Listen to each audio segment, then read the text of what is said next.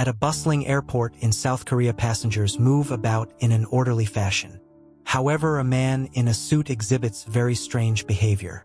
He enters an empty restroom, cuts a small incision under his armpit, places a small glass vial inside, and then stitches the wound back up. While adjusting his clothes, he suddenly notices someone in the stall behind him. Just as he is about to open the door and check, he hears footsteps outside the restroom. At this moment, Jae-hyuk enters pushing a suitcase. The person in the restroom stall is actually Soo-min, Jae-hyuk's daughter. Due to the long line at the women's restroom, she was forced to use the men's restroom. Jae-hyuk was once an excellent pilot, but now he is afraid of flying. The specific reason for this will be revealed later. His daughter Soo-min has eczema, and in order to treat her condition, Jae-hyuk must overcome his fear and board a flight to Hawaii. The man in the suit, worried that Soo-min will reveal his secret, approaches her to start a conversation. When he sees her speaking a few words with Jae-hyuk, he becomes tense and even tries to probe them. Sensing that the man in the suit is not normal, Jae-hyuk quickly pulls his daughter away from the security check area. At this point, the man in the suit carries a small misting device and lies, claiming it is for asthma treatment. The airport staff, suspecting nothing, lets him go. The passengers are boarding the flight to Hawaii, preparing for takeoff. Meanwhile, the police receive a report from a citizen about a mysterious man who uploaded a video online, threatening to blow up a plane today, though he didn't specify which flight it would be. The police initially think it's just a malicious prank, but Inspector In-ho senses something amiss and starts investigating immediately. Shortly after, some children rush to the police station, claiming that this man lives in their neighborhood. With this lead, the police chief promptly heads a team to the location. The door of the man's house is wide open and a foul stench fills the air. In-ho is shocked to discover that the place is a biochemical laboratory. In a corner, a blood-soaked body wrapped in plastic wrap is revealed. In-ho quickly contacts the forensics team. A preliminary examination shows the victim's capillaries throughout the body have ruptured and they've coughed up a significant amount of blood. This is evidently a murder case involving a toxic substance. In-ho subsequently finds numerous videotapes at the scene. Upon reviewing them, he realizes they are recordings of experimental processes. The deadly virus in question is highly contagious. Unable to survive in liquid form, it has been freeze-dried into powder. The purpose of the experiments was to shorten the virus's incubation period. Once this powder is sprayed in an enclosed space, all living creatures inside will be poisoned, eventually resulting in ruptured veins and fatal internal bleeding. Regardless of which flight this man targets, the outcome will be catastrophic.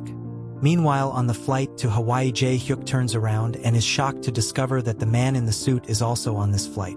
Shortly after takeoff, the man in the suit stands up and goes to the restroom. He cuts open the wound under his armpit and retrieves the small glass vial he had hidden there, assembling it into a misting device. Inside is the white powder, the deadly virus that the police had discovered. He carelessly sprays the powder on the sink and into the ventilation slits in the restroom. Once finished, he steps out with a smug expression. Just then, Soo-min wants to use the restroom. The man in the suit gives her a polite smile and steps aside to let her through. But just as Soo-min is about to open the door, an overweight man, unable to hold it any longer, pushes past her and enters first. Soo-min narrowly escapes disaster. The man in the suit leans down and whispers something in Soo-min's ear. Meanwhile, the overweight man inside the restroom notices a thin layer of dust spreading. Annoyed, he brushes it off his hair, unaware that he is helping to spread the virus more quickly. When he returns to his seat, he continues brushing off the dust from his clothes, further disseminating the virus. Elsewhere, a flight attendant enters the restroom and touches the dust on the sink, even bringing it close to her nose to sniff. No one realizes that the plane's air conditioning system is now circulating the deadly dust to every corner of the aircraft. Jae-hyuk is seated next to a young man watching the video uploaded by the man in the suit threatening to attack a flight. The young man thinks it's just a joke, but Jae-hyuk immediately recognizes the man in the suit from the video. Realizing the danger, Jae-hyuk quickly takes the video to report to the flight crew. He tells them that the dangerous man is on the plane and even mentioned to Soo-min that everyone on the plane is about to die. The chief flight attendant promises to closely monitor the actions of the man in the suit. At lunchtime, a flight attendant who had cleaned the restroom serves a steak to the captain. unaware that the steak is contaminated with the harmful powder, which the captain unwittingly consumes. Meanwhile, In-ho has uncovered a lead. The man in the suit was once a senior researcher at a multinational pharmaceutical company. 4 years ago, he abruptly resigned, and a few months ago, his mother passed away from an illness. In-ho urgently heads to the airport and requests the arrest of the man in the suit. However, there are no security teams on board the plane. At this point, the effects of the toxic powder begin to manifest. The overweight man feels extremely uncomfortable and goes to the restroom. There he's horrified to discover that his nose is starting to bleed, and suddenly the blood vessels in his eyes burst. He panics, rushing out into the passenger cabin to seek help, but immediately coughs up a large pool of blood and collapses to the floor. Doctors among the passengers quickly go to examine him and discover that he has died. Jae-hyuk realizes that the overweight man's death is definitely connected to the man in the suit. Enraged, he charges at the man and a fight ensues. During the scuffle, the wound under the man's armpit is exposed, revealing the true culprit. The passengers on the plane band together to subdue him, but as he struggles, he deliberately sprays the virus around, putting everyone on the plane at risk of infection. In the cockpit, the crew receives a message sent by In-ho from the airport. The co-pilot immediately leaves the cockpit to check the situation in the passenger cabin. However, by this time, the captain has also begun showing symptoms, with a severe cough and red blisters forming on his hands, clearly indicating he has been infected by the virus. Hearing the news of the captain's infection nearly causes In-ho to break down, as his wife is also on this flight. Shortly after, all the passengers on the plane begin to cough violently, having inhaled the toxic powder. Time is of the essence, and the situation has become critical. The South Korean president's office promptly forms a crisis management team to respond urgently. They plan to start their investigation with the pharmaceutical company, but since the company's headquarters are in the United States, there is a lack of cooperation. Furthermore, because the man in the suit resigned long ago, the company insists they have no clear connection to the attack. The slow response from the presidential office leaves In-ho unable to remain patient. He emphasizes that this virus is not only extremely toxic but also spreads rapidly. In-ho suggests negotiating with the man in the suit, hoping that meeting his demands might lead to obtaining an antidote. However, this thought is too naive, because the man in the suit has no intention of leaving this place alive. He is determined to die along with the 150 passengers on the flight. What's even more frightening is that the captain, the person most severely infected, had just died moments before. The aircraft, now uncontrolled, immediately loses its stable flight and begins to tumble at an altitude of 10,000 meters, plunging the cabin into chaos. Flight attendants who hadn't returned to their seats and passengers without seatbelts were forcefully thrown against the walls of the cabin. Some even lost consciousness on the spot. With the plane almost tilting at a 90-degree angle, rapidly descending toward the sea, the situation was dire. In this critical moment, co-pilot Jae-hyuk managed to rush into the cockpit and work tirelessly to stabilize the aircraft, temporarily averting a crash. Passengers on the plane breathed a sigh of relief, but the man in the suit had died, meaning there was no longer any chance of obtaining an antidote. The emergency response team was also at an impasse.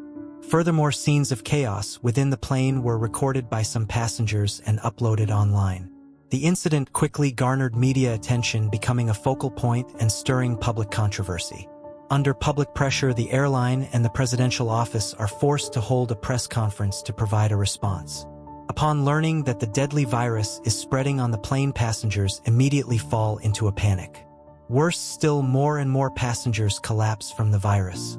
A flight attendant who had cleaned the restroom quickly shows symptoms of convulsions, foams at the mouth, and dies. Even the professionally trained crew members struggle to remain calm. To minimize harm, all infected individuals need to be isolated. Passengers exhibiting fever, coughing, or blisters on the skin are asked to move to the back of the plane. A passenger named Jo Min Nam points to the eczema on Sumin's hand, insisting it is a blister, and demands that they present medical certification. Otherwise, they will be forced to move to the back of the plane. Although Jae-hyuk wants to ignore these accusations, the judgmental stares from those around them make Sumin uncomfortable, prompting her to ask her father to take her to the back. For his daughter's safety, Jae-hyuk doesn't want to do this. However, Jo Min Nam's vehement insistence and the silence of others leave Jae-hyuk feeling desperate.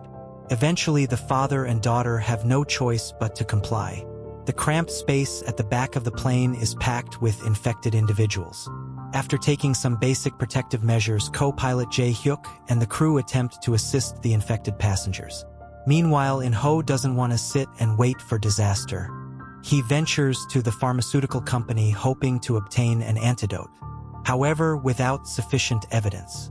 The police are not granted a warrant to search and are ultimately stopped at the gate, leading to a heated confrontation due to unresolved differences. The plane requests emergency landing permission at a U.S. airport.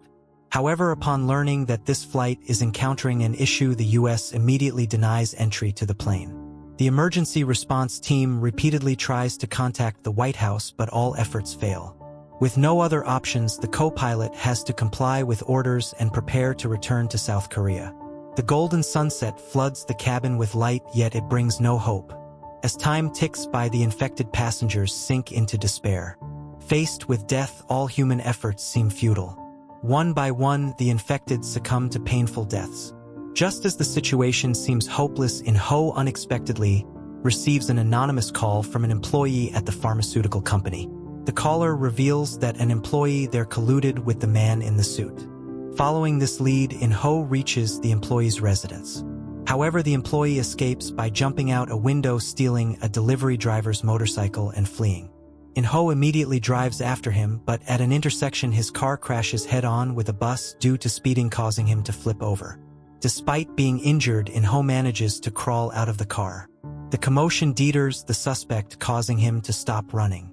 The suspect confesses to In-ho that he had no malicious intent and was deceived by the man in the suit. Several years ago, the pharmaceutical company acquired a mutant virus from the Middle East. This virus not only is highly contagious, but also causes severe bleeding in humans. The man in the suit had headed a group to research this virus. However, an accident during the research infected them all with the virus.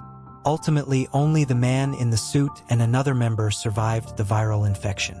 This member later reported to the police, claiming the man in the suit intentionally caused the infections. To quell the situation, the pharmaceutical company dismissed the man in the suit. However, these accusations and unjust treatment led to his moral decline. Seeking revenge on society, he manipulated feelings to coax the employee Vi into stealing the virus sample from the company.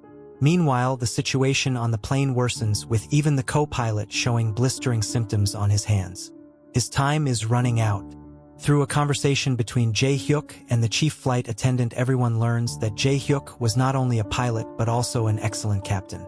During an aviation accident, the control tower advised Jae-hyuk to turn the plane around, but he insisted on making an emergency landing. Although all passengers survived, 2 flight attendants at the back of the plane sacrificed their lives to help others escape the burning cabin. One of those attendants was the co-pilot's wife. This incident left a significant impact on Jae-hyuk, prompting him to abandon his career. The co-pilot calls Jae-hyuk into the cockpit and asks him to be ready to take over the plane at any time. Meanwhile, forensics successfully cultivated the virus using the body sample found at the home of the man in the suit. In-ho brings images of the virus structure to the surviving member of the research team, someone who, since being infected with the virus, had endured excruciating treatment and a life worse than death. He confirms that this is indeed the pharmaceutical company's virus. With this evidence, the emergency response team pressures the pharmaceutical company, declaring that failure to cooperate would lead to potential bankruptcy. Hearing this, the company is compelled to comply. Fortunately, they possess an antiviral factor and have developed a complete vaccine. Upon hearing this news, those on the plane become extremely excited. However, just when everyone believes victory is near, a new crisis emerges. After vomiting blood, the co-pilot informs Jae-hyuk that the plane is running low on fuel and it remains uncertain whether they can reach South Korea. To ensure safety, the co-pilot decides to make an emergency landing at Narita Airport in Japan. However, when Japanese air traffic control discovers the flight path change, they panic. Like the US, Japan also denies landing permission and demands that the aircraft leave their airspace immediately. To enforce this, Japan even deploys fighter jets to intimidate the plane. The co-pilot does not want to give up, but shortly thereafter fighter jets begin firing warning shots. Passengers on the plane scream in fear. When this approach proves ineffective, Japan uses a stronger measure. The fighter jets attempt to fly directly toward the nose of the plane, forcing them to choose between leaving or mutual destruction. In this moment of extreme tension, the co-pilot successfully adjusts the plane's altitude, temporarily ensuring safety. However, he becomes exhausted and passes out, causing the plane to start losing direction. Seeing this, Jae-hyuk, after many years, once again takes the controls to stabilize the plane. Following the incident, the Japanese government explains their decision to deny the plane landing rights, claiming it was necessary to protect national security. Although South Korea has found an antidote since the virus was researched by the man in the suit and may have mutated, the effectiveness of the antidote remains uncertain. This information makes the recently kindled hope among those on the plane quickly dissipate. Meanwhile, internal conflicts arise within the South Korean presidential office. Some suggest that the entire plane should be quarantined upon landing before treatment begins, while other officials do not want to take risks, fearing that if the antidote is ineffective, bringing infected individuals back to South Korea would place the entire nation in crisis. Jae-hyuk contacts the South Korean Air Force Base to ask if the plane can land, but receives no response. It is only when the South Korean president orders it that the airbase agrees to allow the landing and assigns 4 fighter jets to escort the plane. However, this move faces strong opposition from the South Korean public, who gather with banners at the airbase to protest, clashing with the police. Some extremists even post online suggesting that the plane should be shot down with missiles. The virus has a 40% fatality rate. Do you want to kill all of us? These sharp words plunge the passengers into silence. With the airport overcrowded by protesters, the plane cannot land and can only continue to circle in the air. Faced with the reality that all passengers on the plane are infected, everyone begins to reflect. If there truly is no cure, should they not return to be with their families? Suin cries and asks Jae-hyuk if they can avoid landing because she doesn't want to harm her friends. After a complex psychological struggle, everyone on the plane makes a painful decision. They will not land. Is this the end? To save his wife, In-ho defies all obstacles and breaks into the virus laboratory to personally test the vaccine. After injecting the virus, In-ho quickly shows symptoms and writhes in pain on the bed. The virus and vaccine battle within his body, leaving everyone uncertain of who will prevail. Researchers continuously increase the vaccine dosage and everyone prays for a miracle. Meanwhile, Jae-hyuk communicates the decision of everyone on the plane via radio to those on the ground. Ultimately, the plane gradually leaves South Korean airspace and everyone begins to say their final goodbyes to their families.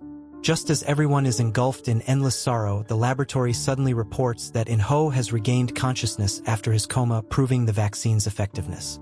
However, the plane has already shut down its radio system and the emergency response team is unable to contact the crew.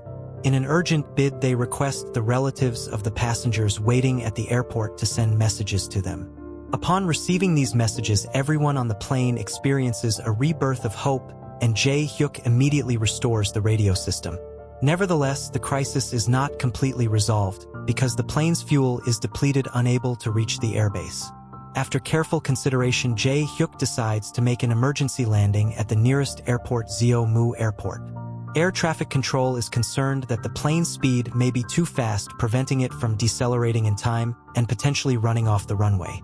Even so, Jae-hyuk has no other choice. To save fuel and reduce speed, he shuts off all electrical systems in the cockpit and the aircraft's engines. However, the speed does not decrease as expected, causing the plane to skim through the air. While the flying speed decreases, the landing speed increases significantly, with the plane narrowly avoiding collisions with residential buildings.